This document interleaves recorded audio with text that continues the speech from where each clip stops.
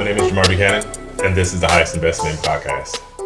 In this episode, I'm going to do things a bit differently. I'm not going to have a full script like I usually have in my other episodes. I started, writing it, and for a number of reasons, it was a tough one for me to write. And so I just said, scratch that and just kind of speak from the heart on this one, and I'm just going to play it like it lies with that. So in this episode, the topic that I'm talking about is just my experience of redefining what it means to be a man in a relationship, and what that was for me and what that meant going through that. So I think it's good to kind of start with just the fact that growing up, I didn't have a father or what I would consider, strong male role models, in my day-to-day life that, I could, use as examples. And so as a result, I didn't see a lot of good examples of, men in loving, strong relationships and leading families with that love. And, what I did see fell more into the category of, patriarchal, sort of, not to be questioned authority figures that, led in a way in their own manner, but not in the way in which I would at this present, moment say was like good examples of leading and being, father figures and partners. And so I also, observed in that time some very clear examples of infidelity that either I was clearly understood then or would come to understand later in life. And I took that lesson to mean that to be, a man in a relationship, to be partnered with someone was, the goal was to be in control, right? The objective of that, the way in which one is a man seats firmly in controlling and being the dominant one in a relationship. And that dominance comes through exerting your power in those ways, right? And for me, the way that played out was, very much a saying no or vetoing of things and being the keeper of the keys on whatever it was, whether it be a decision being made or an idea or what have you. And I also would say that, for me that, was also furthered by a lesson learned incorrectly, I'll admit now, that, I wanted to be more closed off and play things very close to the vest than, I would, than my girlfriends, right? And so I would be closed off in that sort of spirit of the person who loves least controls the relationship, which is, I think, a horrible just sort of a way to take to relationshiping. And so that was the way in which I, typically would engage in relationships after a while. And that was the basis for that. And I think that, now I see things differently, right? I would definitely say that, being a good man, irrespective of all those bad influences, there's a lot to it, right? It's much more than, going to work, and coming home, paying bills and just sort of doing the day-to-day, rigmarole that you have in life to be, responsible for. And I think those are, good things, and nothing against going out to work and coming home and paying bills and doing those things. But I think that being a good, partner, being a man in a relationship is more than just the table stakes of covering cost and showing up. And I'd also add that, for me, what I've personally learned I want in being the man in my relationships is to be someone who's thinking about the family and the future for the family, right? Not just the here and the now and the status quo and the course that you or we are on, but taking that forward and having foresight, having intentionality and foresight to some sort of future goal, objectives, plan. I thought growing up, oftentimes there was something that I was missing in what it meant to be a man, but not having that father figure, and I always felt like there was some sort of formula or secret sauce that I just didn't really know the recipe to because no one handed it down to me.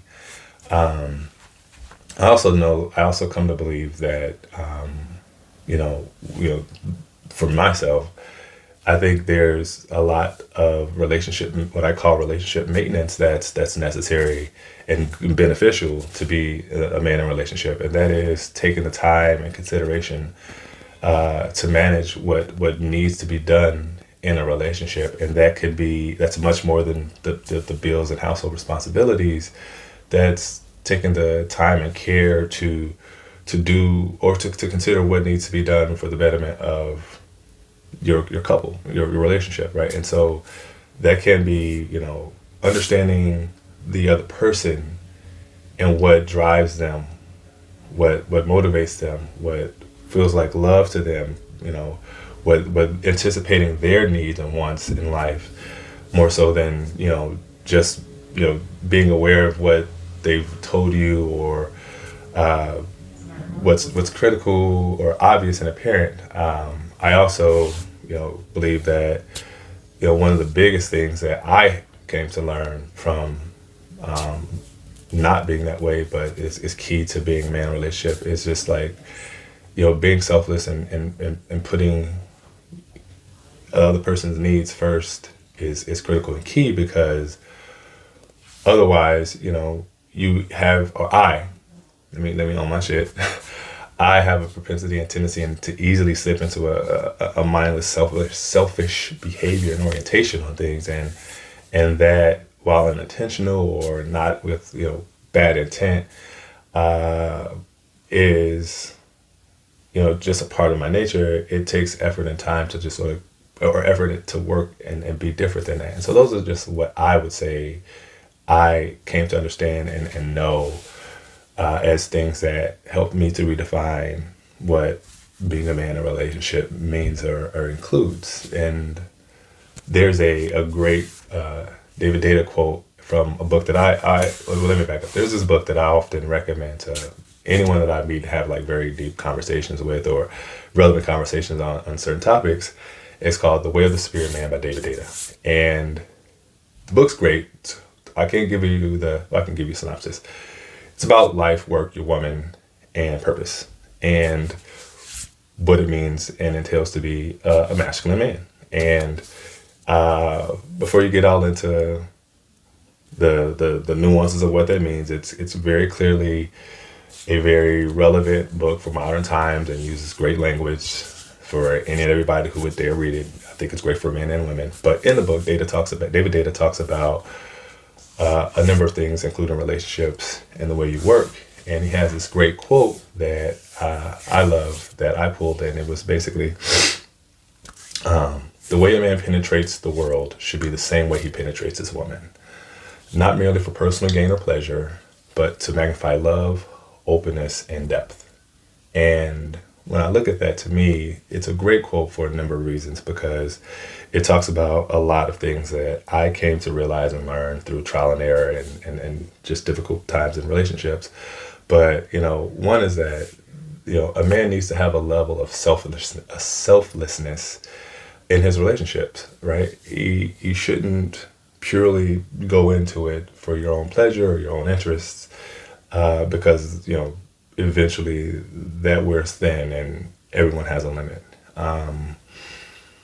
It also speaks to, a openness that's necessary. And, openness is like honesty and vulnerability, right? And that was the thing that I needed to unlearn, that wrong lesson that I picked up in, bad relationships past, where it was like, well, let me just close myself off a little bit and let me be the more reserved one.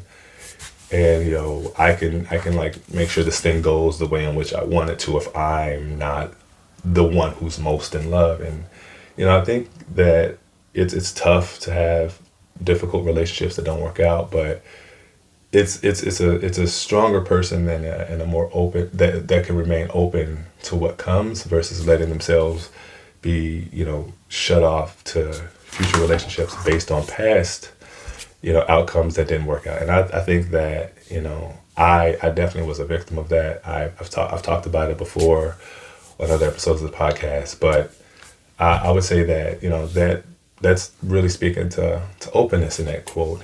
And then at the heart of it, it places love sort of in the forefront. And I think that engaging and dealing in relationships, and I think I'm talking just intimate partnerships, but I think I don't have kids, but I think it applies to being a father too.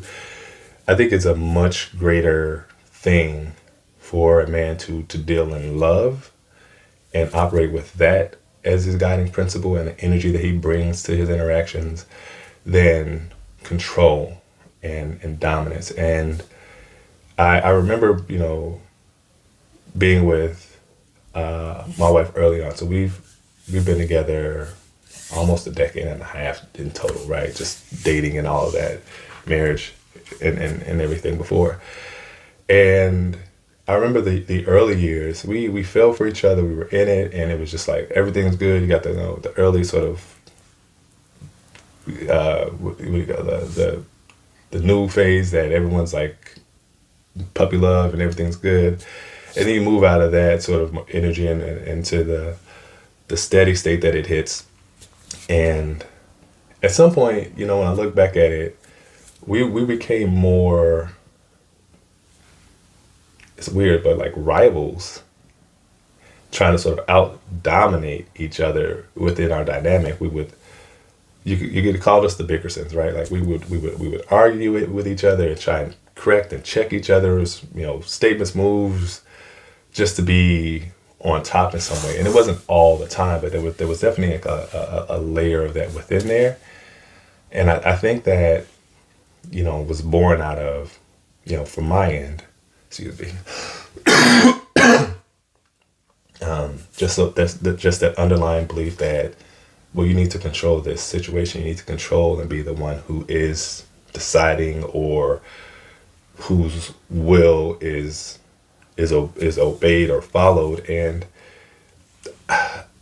I get that leading often feels like it's the thing that is done. You're leading when the things that are done are your things. But I don't think that's the way leadership truly in a relationship looks, because for us it played out its way, and we were two very sort of A-type personalities, and so like that wasn't working for us, because we were just trying to out dominate each other and competing. And I would say if you're going to compete on something, my advice, take from an old man who's been married, that I tell people is compete on love, right? Like who can out love the other person, who not whose will gets exerted the most, or whose way gets followed the most, or whose ideas are seen as right when there's a divergent of opinion. But like who can pour into, give, cherish the other person, provide for in meaningful ways the other person the most. And I don't think if you're with a decent person, you're going to go wrong in that. Yeah, you will run into some not so great people. How are you going to respond? I've done it. I've been that person. But I think what I've taken away from it is just like that willingness to stay in an energy of love versus sort of control or coercion is a much greater force for your relationship, or for my relationships, than control ever was. And I think the earlier versions of our relationship that I talk about is it was very much laced in there, that control and that sort of dominance or what have you, and it just wasn't great. It was okay, and we had great moments, but it really wasn't. And I think taking that off the table and taking a step back, and then being willing to be considerate of the other person, being open to the other person, having a selflessness and foresight for the future for you all together is a much better combination of qualities that will, in most times, I would expect lead to a much richer, much more satisfying relationship than, you know, you trying to just, check somebody or, arguing with people to, get your way or your will done. And, no one's showing up for that. No one signs up to say, hey, you wanna argue 50% of the time with this person? Nah, you show up for what that, early phase feels like, and that greatness there. But then, like, we also lose that and feel like, well, you can't stay in puppy love forever. And it's like, well, why not? Like, why can't you love and love and love at that person? And irrespective of that, or not irrespective, but with that, I would imagine that their response would be to show love back if this is the person for you. And so I think you can stay in that happy phase of greatness and love. And for me, I had to redefine what it meant to be a man. It wasn't to be the one who was in control or whose will got exerted. It was someone who was willing to take time and consideration for the other person and what their wants, needs, and interests were, and do, even in times in which I had a strong preference or interest in something else, for them, in a way in which I, past version of our relationship wasn't as willing to do it. So, that's what I got out of sort of looking at that over the years, and how I redefined what it was to be a man for myself. Was that the secret sauce or the cheat code that I was looking for all those years as a young boy without a father? I don't know, but I know that for me now it works. It may be something that you can take out of that for your relationship, or you may want to do things completely differently. But that's what I have to say on redefining what it means to be a man. Hopefully you got something out of that. If you know someone who could use that message, please feel free to share, provide it with them. Until next time.